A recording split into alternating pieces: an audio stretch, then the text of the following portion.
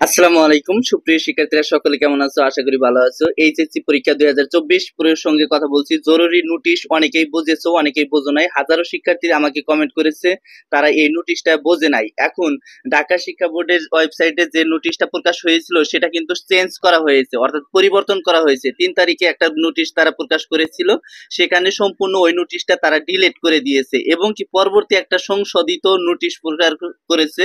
সেই নোটিশটাই মূলত তোমাদের আজকে বুঝিয়ে দেবো, ভালোভাবে বুঝিয়ে দেবো। আসলে মূলত তোমাদের যারা মাদ্রাসা আছো, যারা কারিগরি আছো বা যারা জেনারেল আছো সকলদের বুঝিয়ে দেবো। তো মূল টপিকে চলে যাবো। যারা এখনো নতুন অবশ্যই চ্যানেলটি সাবস্ক্রাইব করে পাশে থাকা বেল আইকনটি বাজিয়ে দাও। যারা ফেসবুক পেজ থেকে দেখতেছো অবশ্যই ফলো দিয়ে লাইক দিবা, কারণ একটি লাইক আমাকে নতুন আপডেট দিতে উৎসাহিত করে। তো শুরু করা যাক। প্রথমত কথা বলছি যে তোমাদের যে এই নোটিশটা যে প্রকাশ করেছে এইচএসসি পরীক্ষা 2024 এর জরুরি বিজ্ঞপ্তি, এখানে বলা হয়েছে এইচএসসি পরীক্ষা 2024 এ অংশগ্রহণকারী শিক্ষার্থীদের নিম্ন বর্ণিত তথ্য প্রেরণের জন্য, অর্থাৎ যারা অংশগ্রহণ করেছে তাদের তথ্য প্রেরণ করতে হবে তাদের কাছে। ভারপ্রাপ্ত কর্মকর্তা অধ্যক্ষ মহোদয়কে অনুরোধ করা হলো, অর্থাৎ তোমাদেরকে একটা তথ্য অধ্যক্ষ মহোদয় তোমাদেরকে জানিয়ে দিবে।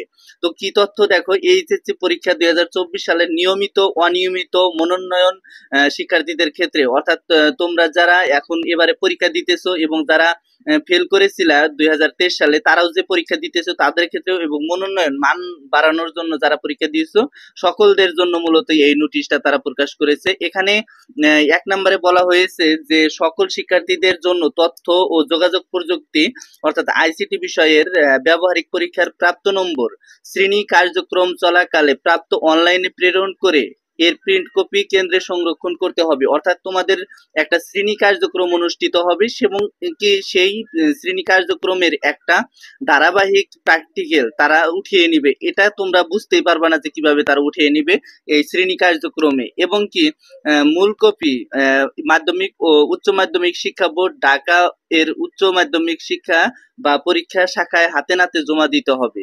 অনুষ্ঠিত পরীক্ষাগুলোতে অংশগ্রহণকারী শিক্ষার্থীদের বিষয়ভিত্তিক অনুপস্থিত ও বহিষ্কৃত শিক্ষার্থীদের তালিকা মাধ্যমিক ও উচ্চ মাধ্যমিক শিক্ষা বোর্ড ঢাকা এর উচ্চ মাধ্যমিক পরীক্ষা শাখায় হাতে নাতে জমা দিতে হবে। এখানে বলা হয়েছে যে যাদের পরীক্ষা বাতিল হয়েছিল, বোর্ড কর্তৃপক্ষ বাতিল করেছিল এবং কি যারা বহিষ্কার হয়েছিল সেক্ষেত্রে তাদেরকে চিহ্নিত করতে হবে এবং কি তাদের ফেল চলে আসবে।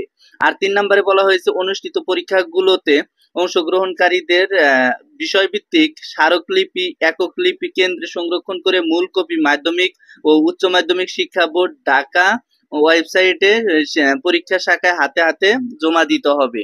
তাহলে এইটা কিন্তু অধ্যক্ষ মহোদয় তোমাদেরকে বলে দিবে, সেই অনুযায়ী তোমাদের কাজ করতে হবে।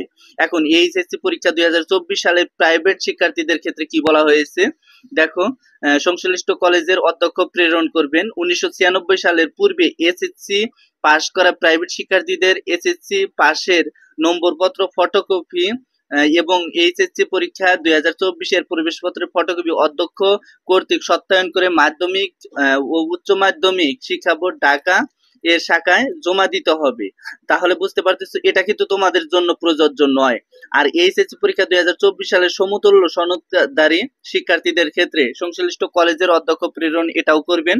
এখানে বলা হয়েছে সমতুল্য সনদধারী শিক্ষার্থীদের জেএসসি সমমান ও এসএসসি সমমান পরীক্ষার একাডেমিক ট্রান্সক্রিপ্ট অর্থাৎ মার্কশিটের যে ফটোকপিটা সেইটা ঢাকা শিক্ষা বোর্ডের সমতুল্য সনদ বা এইচএসসি পরীক্ষা 2024 এর প্রবেশপত্রের ফটোকপি অধ্যক্ষ কর্তৃক সত্যায়ন করে মাধ্যমিক ও উচ্চ মাধ্যমিক শিক্ষা বোর্ড ঢাকা এর উচ্চ মাধ্যমিক পরীক্ষা শাখায় হাতে হাতে জমা দিতে হবে। তাহলে এখান থেকে সুস্পষ্টভাবে তোমরা বুঝতেছো যে তোমাদের জেএসসি এসএসসি এগুলার মার্কশিট, সেই সাথে তোমাদের যে এবার যে পরীক্ষা দিলা তার অ্যাডমিট কার্ড আছে ওইটার ফটোকপি করে কলেজ কর্তৃপক্ষকে জমা দিতে হবে।